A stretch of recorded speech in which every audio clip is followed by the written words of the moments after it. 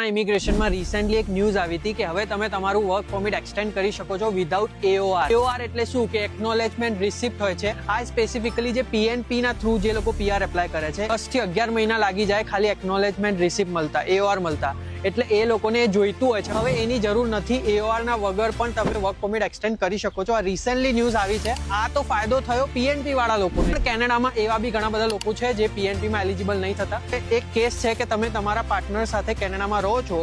હવે મેરિડ નથી તો પણ ચાલશે, પણ તમે સાથે રહો છો, એના ઇનફ ડોક્યુમેન્ટ્સ છે, તમે પ્રૂફ કરી શકો છો. એક પાર્ટનર બીજાને હેલ્પ કરી શકે એની વર્ક પરમિટ વધારવામાં. એક્ઝામ્પલ, બંને જણાની વર્ક પરમિટ પતે છે તો એક જણો લીગલી સ્ટેટસ વધારે અને એના બેઝ પર બીજાનું બી સ્ટેટસ વધી જાય. ઇન શોર્ટ, કેનેડામાં જો તમારી વર્ક પરમિટ પતતી હોય, મારી પાસે એક સ્પાઉઝલ નો રસ્તો છે, તમારો પાર્ટનર છે એનું સ્ટેટસ હજી છે, તો તમને પાછું ઇન્ડિયા નથી જવું, તમને અહીંયા ફિગર આઉટ કરવું છે. તમને જો સ્ટ્રેટેજિક વે જાણવું હોય, તમારી વર્ક પરમિટ વધારવી હોય, ઇન્સ્ટાકેનને કોન્ટેક્ટ કરી શકો છો. એમનું એડ્રેસ પણ આપેલું છે, એમની ફિઝિકલ લોકેશન છે બ્રેમ્પટનમાં. અને જો તમે વર્ક પરમિટ કમેન્ટ કરશો તો એ લોકો તમને રીચ આઉટ કરશે. ડિસ્કસ કરીને તમારી વર્ક પરમિટ વધારી શકો છો.